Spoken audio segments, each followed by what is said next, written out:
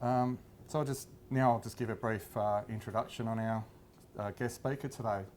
So Mark Chesher is AMC Perth, Australia's principal mining engineer at that location.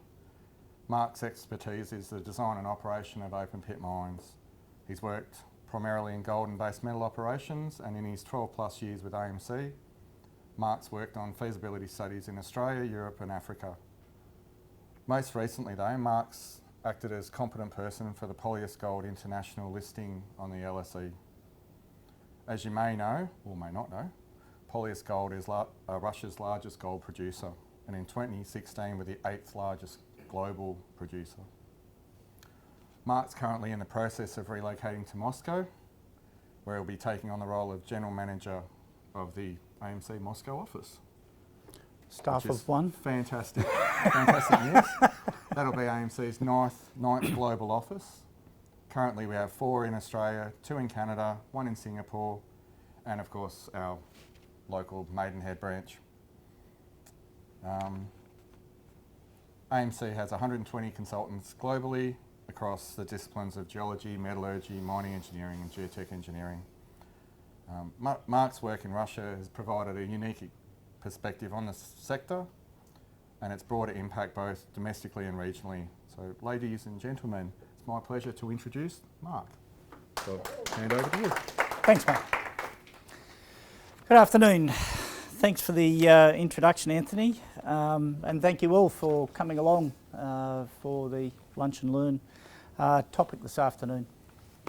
I guess I've got some slides to sort of back up what we're talking about this afternoon, and really the topics are just a bit of a grab bag of some of my experiences there rather than a coordinated presentation on any particular topic. So the idea is to generate discussion either now or later on, and as we said, there'll be an opportunity afterwards to ask some questions, and we're always just a phone call away for asking other questions and really just talking about the industry in general or Russia in particular. So, Lunch and Learn, what are we trying to do? As Anthony said, AMC is sponsoring the Melbourne Mining Club dinner this evening, and as part of that event I've been asked today to come along and supplement that with some of my experiences today to work in the Russian environment. So while I've really been focused in Russia for the last 3 years, my first experience in Russia was the Ozerno zinc project in 2007. And at the time I was really struck by the size of the country. It's 2.5 times the size of Australia, and we like to think Australia's fairly large, so it dwarfs the potential for discovery for other when compared to other countries.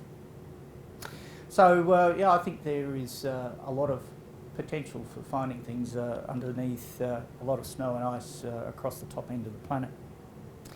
So today we've got a bit of an overview of the mining situation in Russia. I want to touch on the CRIRSCO reporting codes and how they're being taken in Russia. Perhaps a quick discussion on strategic optimization, so to do with projects and the sorts of techniques and methods that we're currently employed across the other mining areas of the world. A comment about the complex estimates and reports that can be put together, such as the Polyus CPR. And one in particular is looking at input data and making sure that the basis for any projects that you do will be sound. So, why focus on Russia? This is some information on the gold industry. I picked gold because generally it's a commodity with the lowest barriers to entry. And we found that gold mining operations are really quite receptive and flexible in their uptake of a lot of the ideas that we're putting forward. So in general, it's a commodity where we have a lot of players that can come in. It's quite easy to get into to the project because there's not a lot of infrastructure required, and there's also a lot of data available about it. Hence some of the graphs that we've got here. So this is an interesting graph. So it looks at major gold discoveries by ounce over the last 25 years. So golden reserves, past production. We've got quite a nice peak here. We've got the gold price running along the bottom and exploration expenditure. So we had a bit of a boom period in here, and that expenditure as a proportion of the price is probably not too far off recent expenditure compared to price here for gold. And of course the most striking thing is that you spend more money, you generally find more gold, except in the last 7 or 8 years. So there will be some lag of some discoveries that are not yet made it into the books. But in general, we'd have to say that the success of discovery over the last little period has been lacking. So what does that actually mean? Oops, wrong one. So this is major discoveries by country. You can see where most of the discoveries have been in that same period. Canada, US, quite a few in South America, so the Americas have been very popular. A lot discovered in Australia, and then some in Africa. And of course, if that's where all the expenditure has been going, then we find as well that falling off of discoveries means that these traditional providers are starting to get to the end of their tether. And what I think will happen is some of these underexplored areas that we've starting to see more activity will become more prominent worldwide, like Turkey, several new projects in there, Kazakhstan in here, Mongolia has been very active, of course China, and we have a look at Russia in here. So we're seeing the rise of these underexplored areas, and I think that we'll continue to see that rise into the future. So looking now at focusing on the Russian sector itself, we can see that a lot of the exploration, 85% of it, is really put together by the major companies. And it's we're currently talking with those companies and looking to spend some more time with them and helping them to improve. And we're starting to see more commitment from them to develop their assets according to some of the reporting guidelines that we see in the West. But when we compare that to, say, a more developed stock market in Australia, we see that the majors really make up quite a small part of the exploration success, and we've got mid-tiers, and the junior sectors are really quite prominent in their ability to find deposits, new deposits. And I think this is because of their particularly nimble nature. They're able to develop plans, enact them at short periods of time, and then go ahead and follow through on their plans. And then generally what happens is that there's a lot more M&A activity where the majors will pick up established deposits and then put them into production. So I see that this is another future area where there'll be a lot of growth in the mid and junior companies as finance becomes available within Russia and externally for these projects. So looking at an example of the Russians' increases, generally over the last 5 years or so we've seen a lot of companies cutting back on production. We've got Polyus in here at reserves at number 4. This is at the end of 2015. And they show that there's really two Russian companies that are on the list, Polyus here and Nordgold at the far end. So while other companies are generally tending to stand still, we've seen an expansion of some of these larger Russian companies.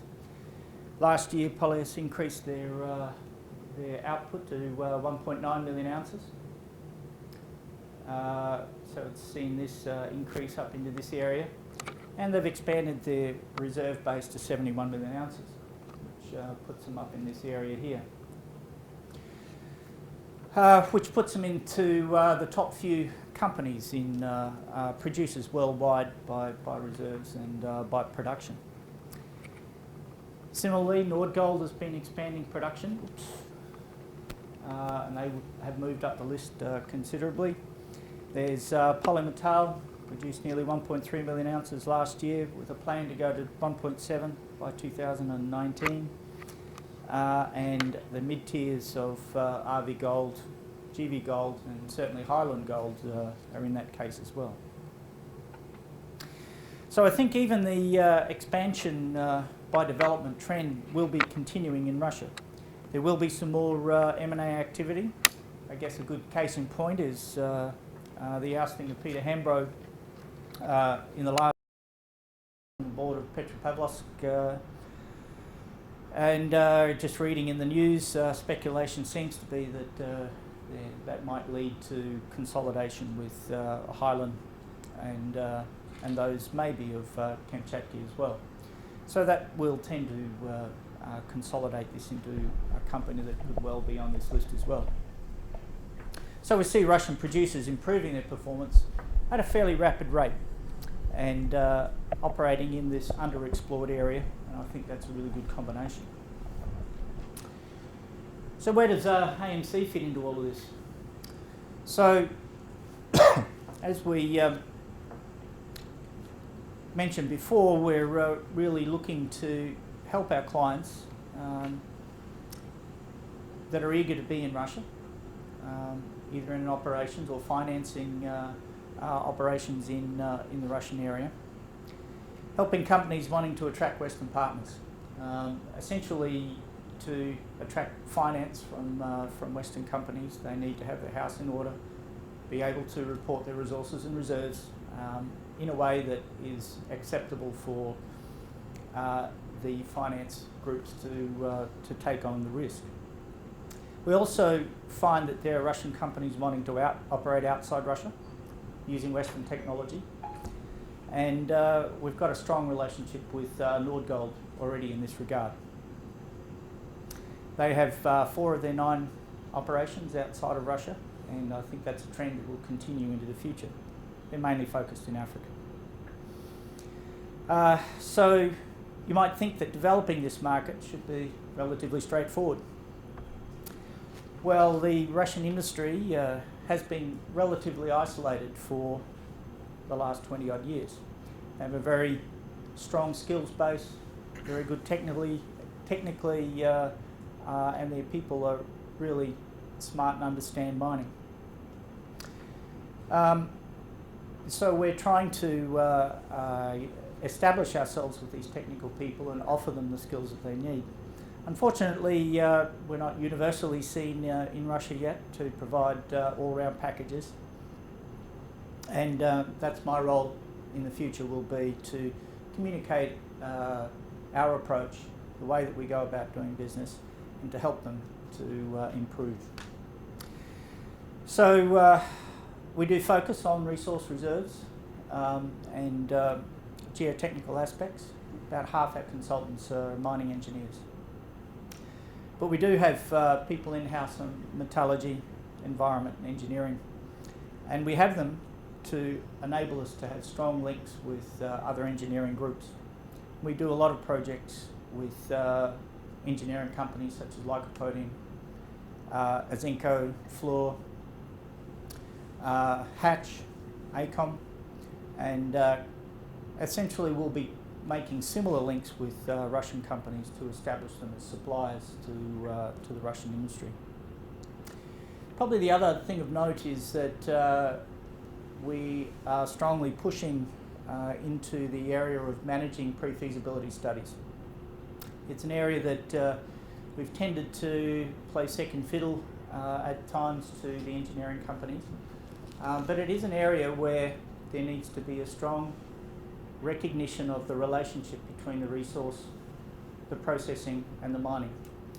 And we feel now that the strategy optimization and the opportunity to make most money out of a project actually happens at the pre-feasibility study stage before you commit to the heavy engineering cost. So then once the basis of design is established and all of the trade-off studies are complete at the end of pre-feasibility study, then it makes sense to engage the engineering company as the headline project manager and then to move into detailed specification and design. We've now done that on several projects, and we feel that that's been quite successful and helps the client to understand the real issues across the whole range. So essentially our goal is to identify some gaps for the clients and then fill those where possible, either from our own ranks or through other resources.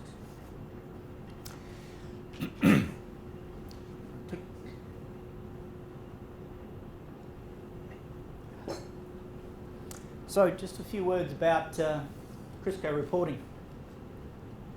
It's an interesting area, and I think it's one of the issues that is currently in play at the moment in the Russian industry.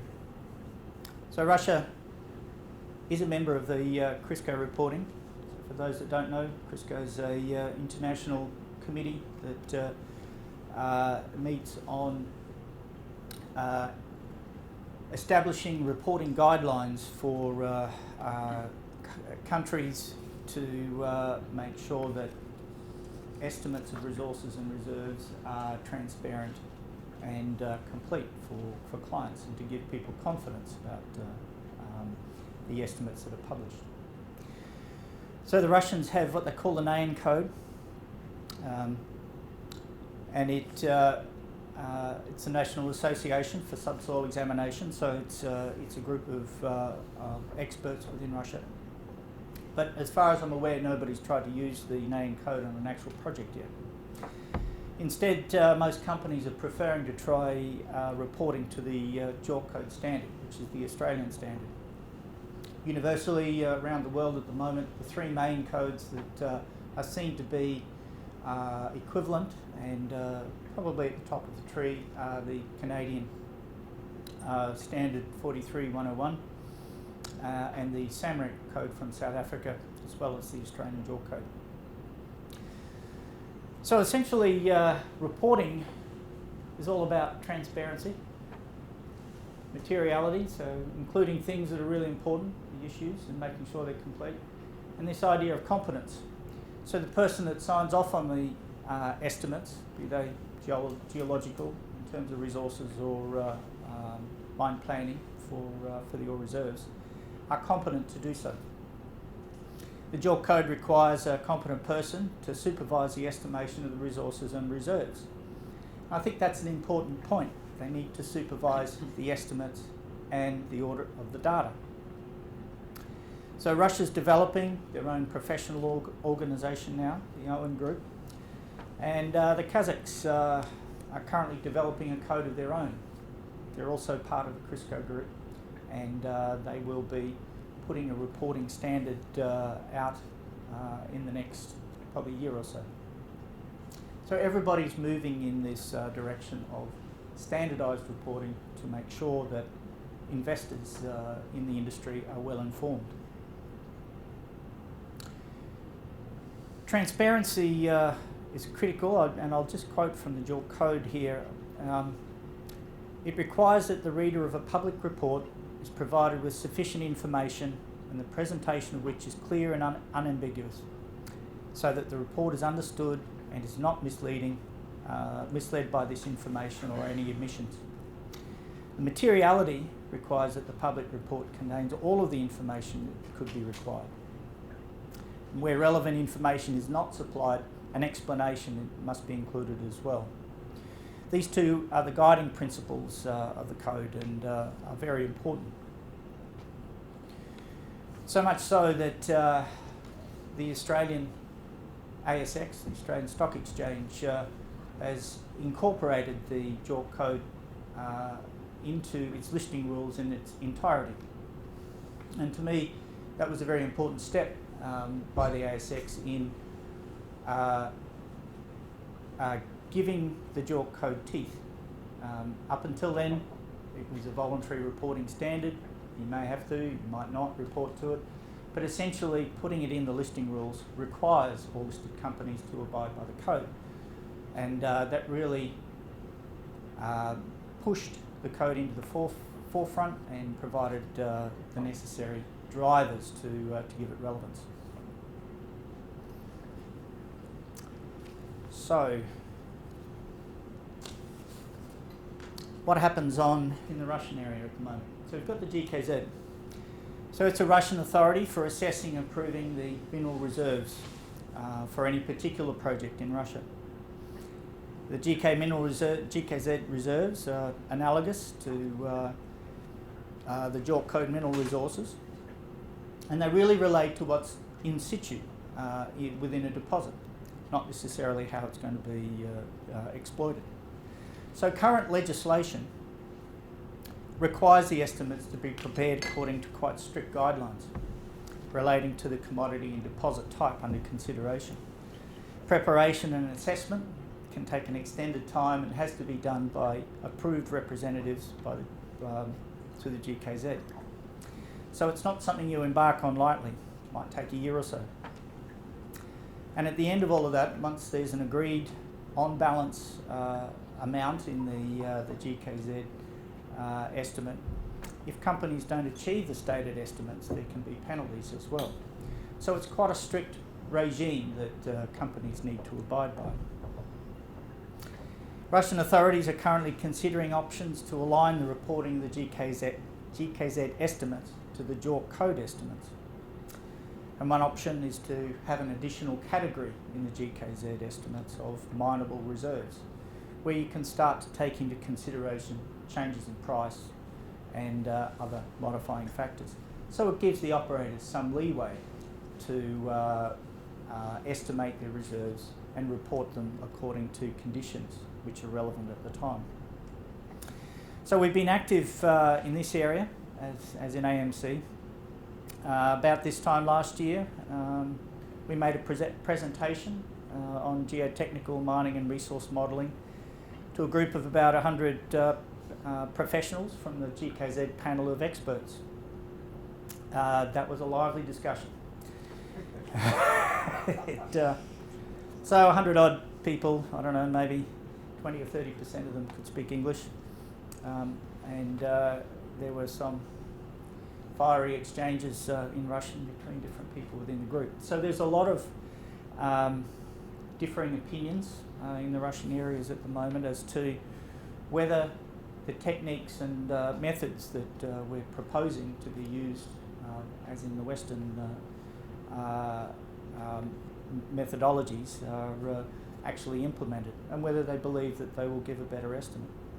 I think there's no doubt that there's a will to get the best outcomes, and as with everything geological, there's really no one answer to these problems. There's always a range, and the only time we know how much gold was in the ground is the day when we mine the last piece.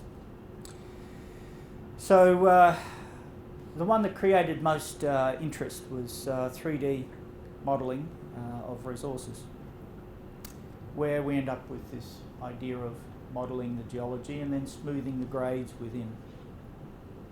Whereas the polygonal type estimates that we see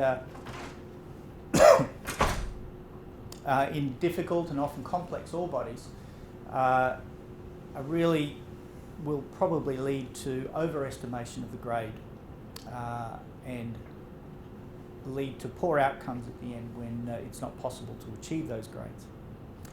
So while there's a dialogue started, I'm sure there'll be many more dialogues in the future as we progress to changes in the legislation, and more so changes in attitude of people within Russia and the contribution that they'll make to the overall discussion on CRIRSCO. So I see the challenge is to keep the dialogue open so all parties can continue. The oil and gas industry moved to a Western style of reporting just in the last year or two, and I understand that there's quite a lot of confusion over its implementation. So the way that these reporting systems are implemented is very important. The JORC Committee, Joint Oil Reserves Committee, was established 1986, I think it was, and the first code came out in about 1989.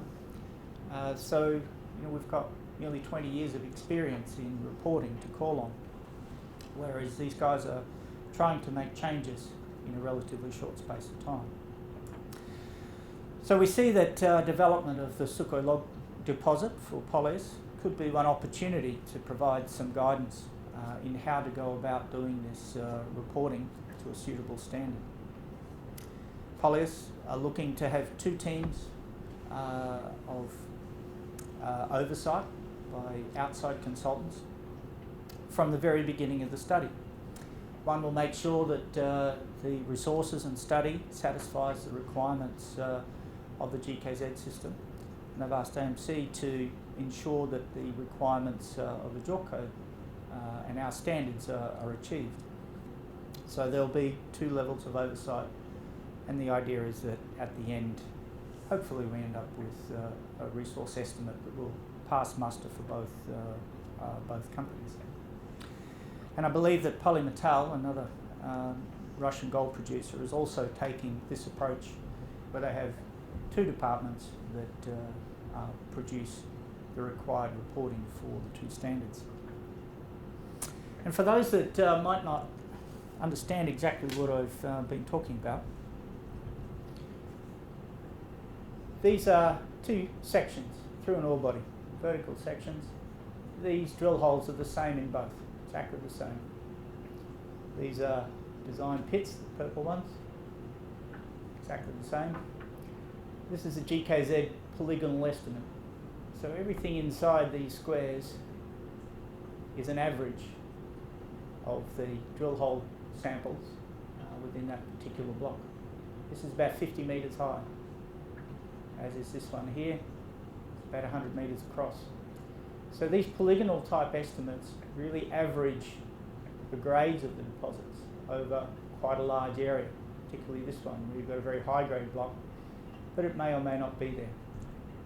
So the 3D type estimates that we're talking about now are developed using the geology and using computer modelling to estimate the grades within the blocks depending on the assays of these particular samples. They look quite different, and the risk is that essentially these two are likely to have the same global estimate, but the risk is that in this one you lose the ability to have control over the variability of the deposit and improve your resource estimates and mine plans. Of course, it doesn't apply to all deposits, and some you'll get exactly the same result from doing the estimates both ways. So the key is to understand the problem and apply the right estimating technique to each deposit. You turn over the page. Okay, so what are the differences between the GKZ and the JORC estimates? One really important point is that the JORC code is for reporting.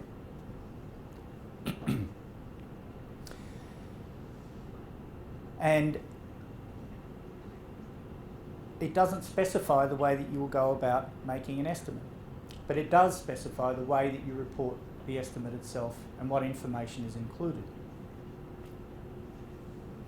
Prior to 2012, the amount that was of information in any public report could have been quite varied in Australia according to the JORC code. However, the latest version, adopted in 2012, employs this checklist concept, where all items in the checklist need to be addressed on an if not, why not basis, and then published with the estimate. And I think this is a very strong point from here, is that you must answer all the questions in the checklist and you must put it in the public domain at the time of publishing the estimate itself. And this helps to satisfy the transparency requirements of the estimates. It also allows a reasonably experienced investor to look at the assumptions made in preparing the estimate and determine for themselves whether they're reasonable. And if you don't have any idea of what's involved with the Table 1, I encourage you to go to the Polyus website and have a look at the Table 1 that was prepared for the recent CPR report.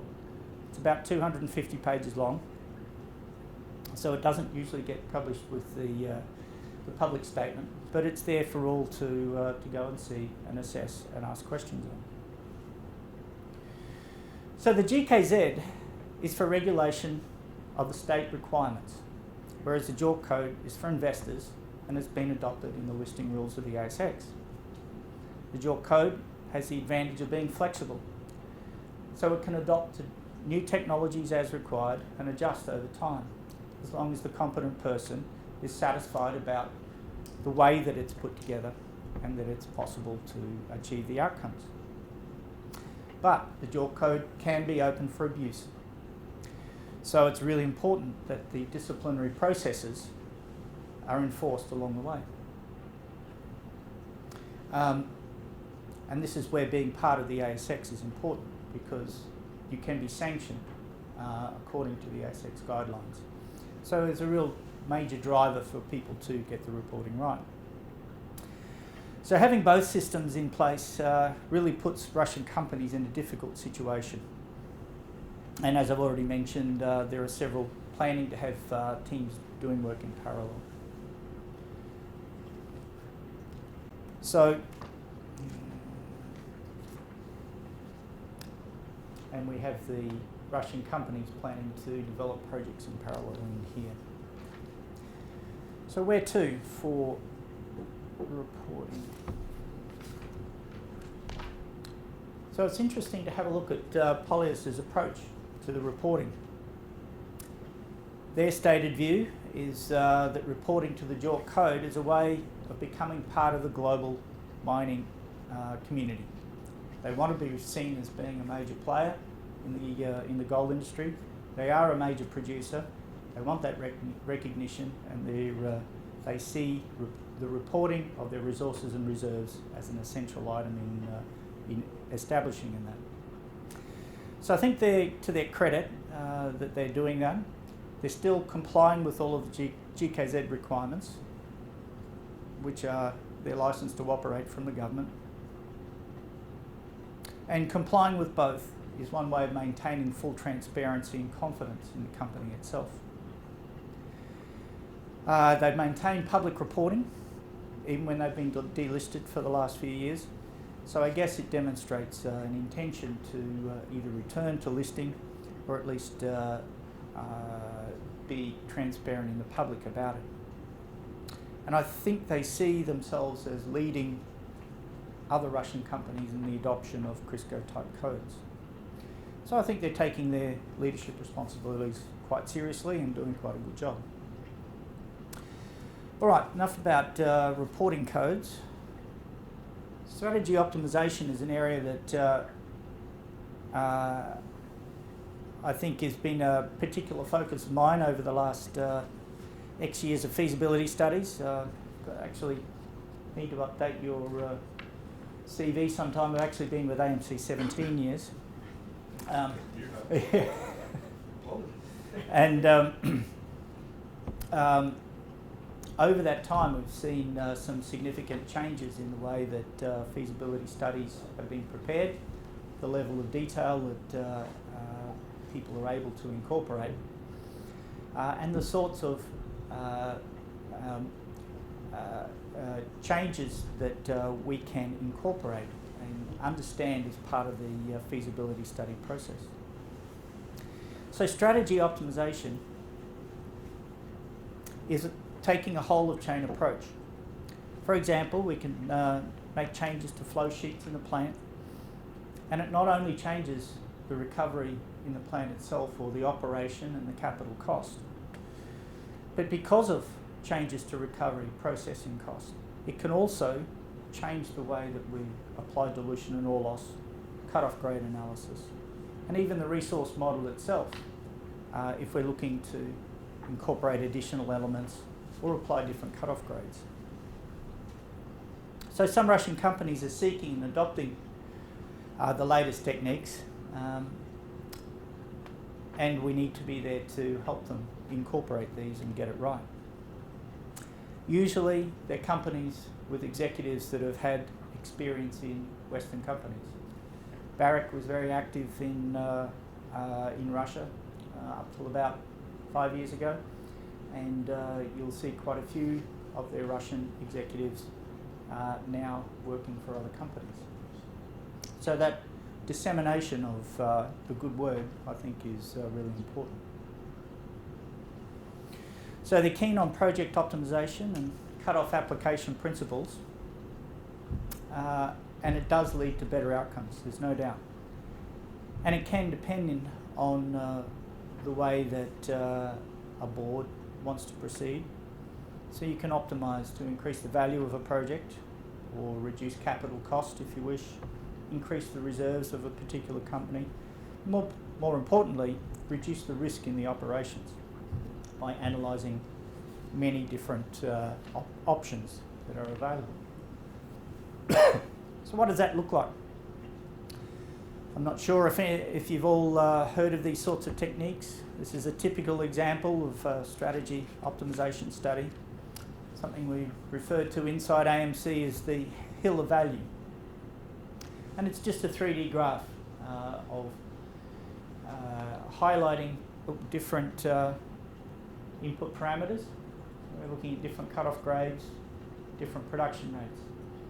This one's particularly important for underground type operations, where you can choose this cut-off grade, but it must be chosen at the start of a project, and it's very difficult to change over time.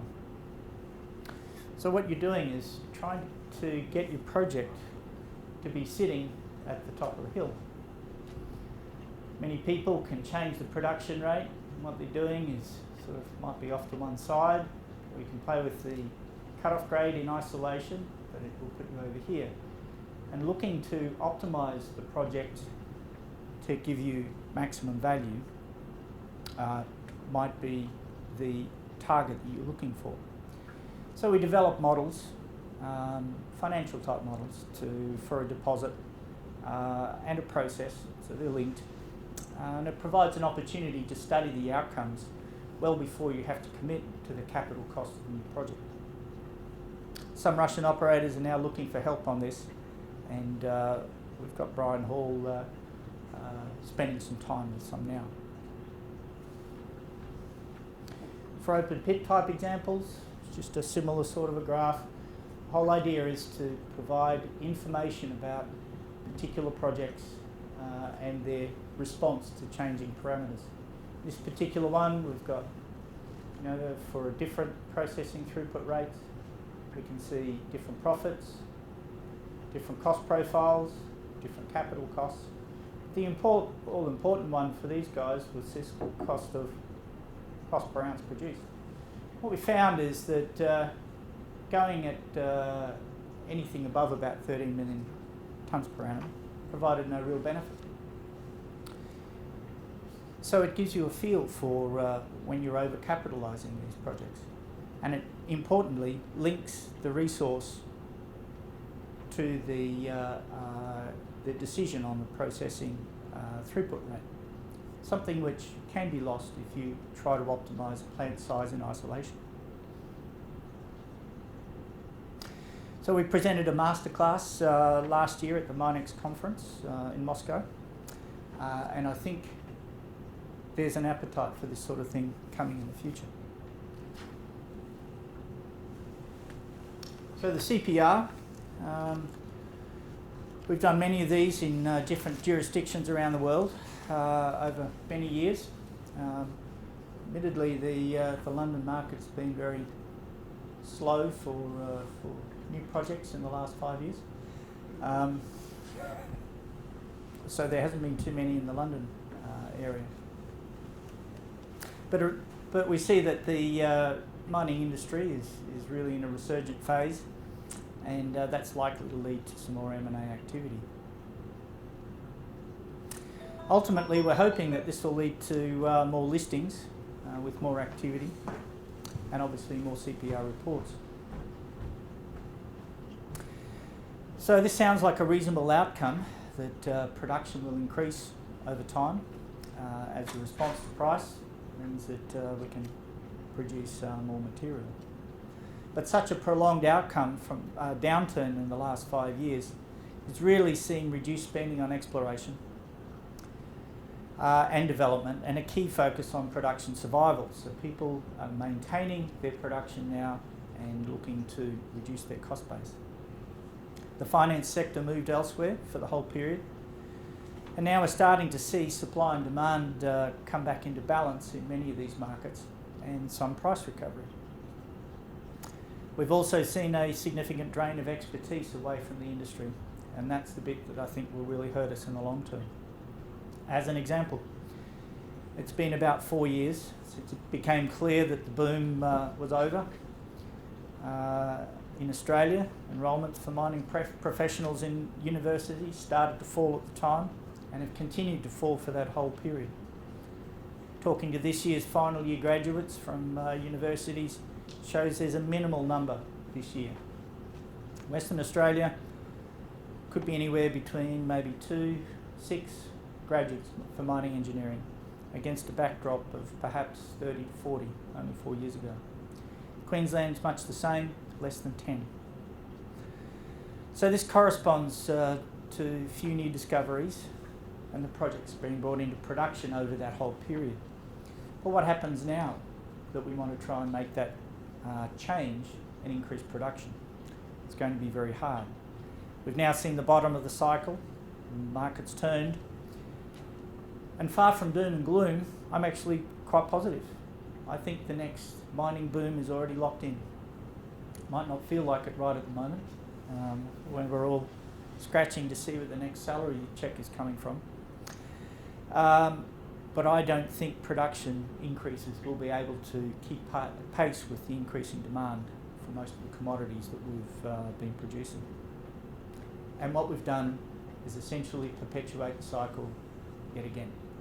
We'll go to the boom and then the bust will shortly follow. So talking more particularly, that's a bit of an aside, sorry, talking more particularly about the CPR for Polyus was a significant effort. Several people, well, when I wrote this there was going to be several people and it's just stepped out, so there's probably no one. But anyway, we're involved in preparing the document, and it wasn't easy and required some careful planning and execution to deliver.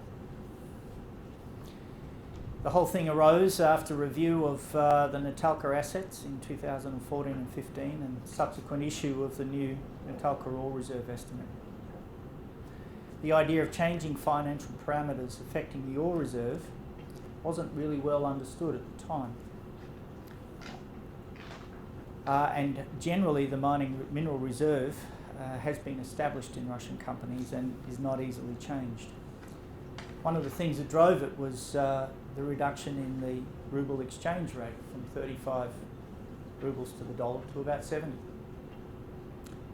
Given that Russian operating costs are probably about 80% ruble based, it immediately resulted in an almost halving of their operating cost base and made them into probably the most profitable operators. It also meant they needed to review their strategies and decide what the next step would be. So that we were able to explain to them the effect on the mine plan of making these changes and establish a scope for adjusting the resources and reserves. So the principles that we worked on at the Natalka job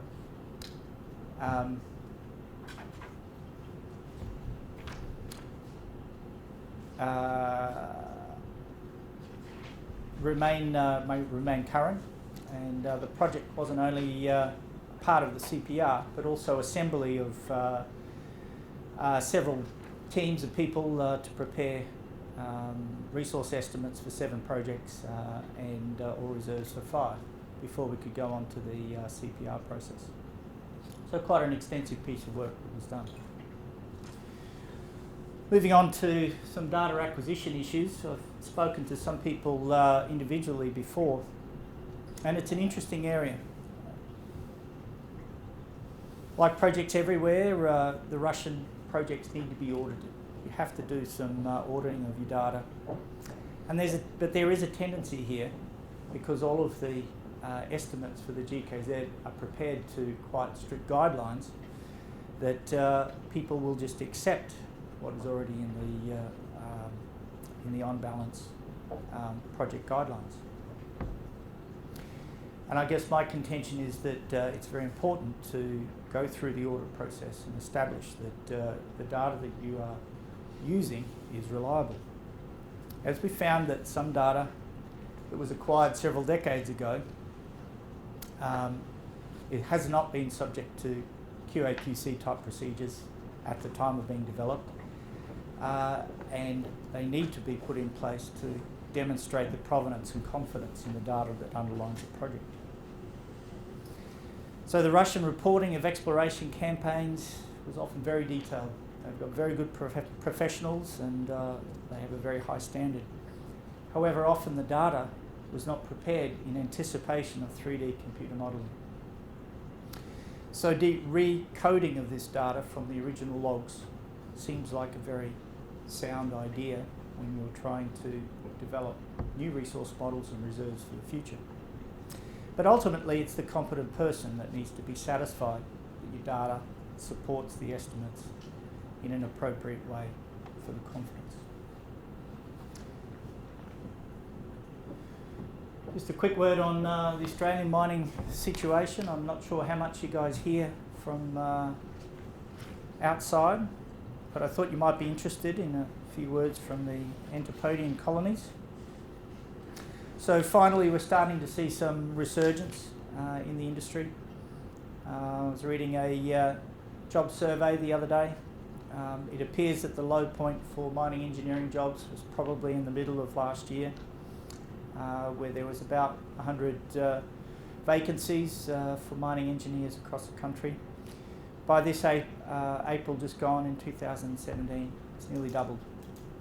It's a significant rise, indicates that companies are now starting to hire people and look to the future by updating their operational and planning affairs.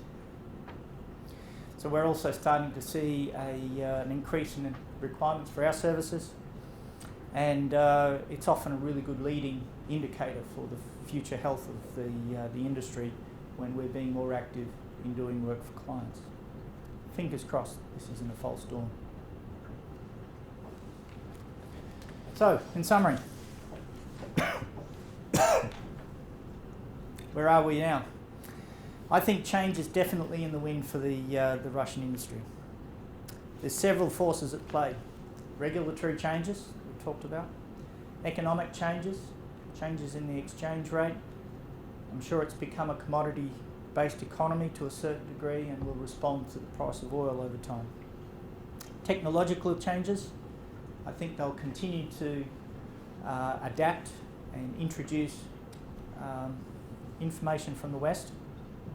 And there's political changes that we're all well aware of. Just yesterday, there's murmurings in the US Senate again about increasing the sanctions and possibly applying them to mining companies. Uncertainty is certainly no friends to the mining industry, but I guess we've been subject to uncertainty since year dot. But often it provides opportunities for us, and we need to be alert so we can jump on them. I think there's no doubt that Russian companies are open to different ways of operating, and I'd like to think that we can all help them. It's not universally the case, and there are some people that will resist, but in general, over time, I think we'll win out. Where strategy optimization comes in, some of the concepts have been around for a long time, but only now we're starting to improve our ability to do optimization due to increases in computing power. So we can really start to do simulation work in a big way. So in general, I think the industry is Russian industry is looking forward to these developments, and hopefully they'll develop something that's the best of both worlds. It will be a difficult balancing act, but in the long term, I think they themselves will benefit. As we've heard, as a final comment, we'll be opening an office in Moscow as soon as we can get the paperwork sorted out. We'll talk to Steve about that afterwards. We're not quite there yet, we're chugging along. Yeah, it takes a little longer than you would think at the start, but that's red tape. It will have limited service capacity. I think I've said to most people it'll have a head count of 1.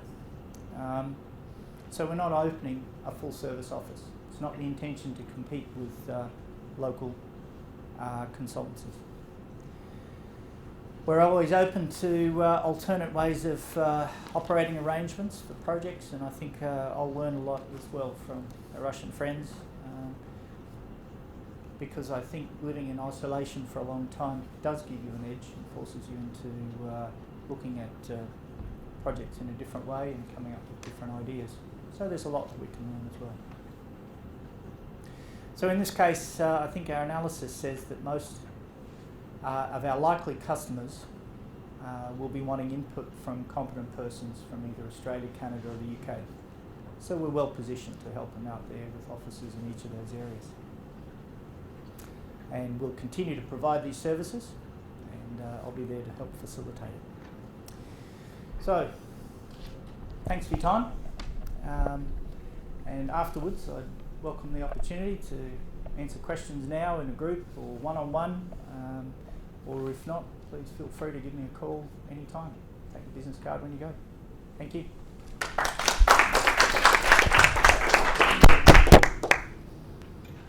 Questions from the floor? Thanks, Mark, for coming over.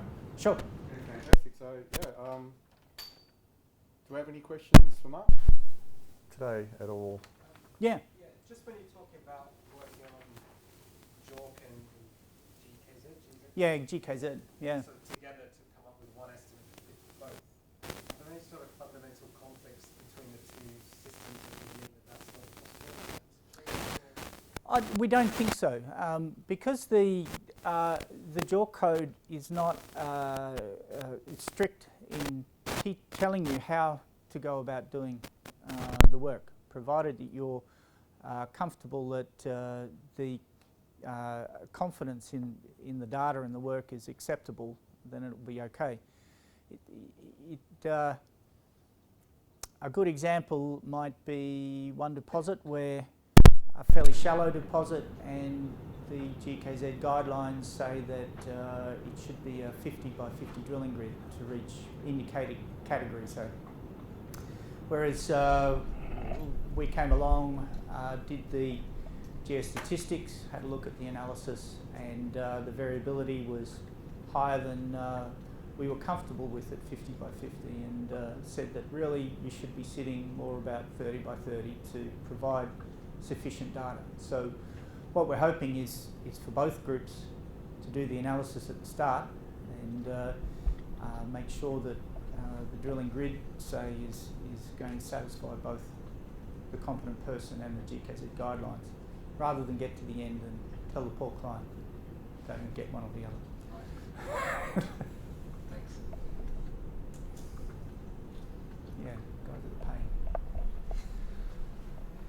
You mentioned in one of the slides about sanctions very briefly that it is an aspect to be considered. But can you tell us, how do you believe the sanctions are currently affecting the mining industry in Russia?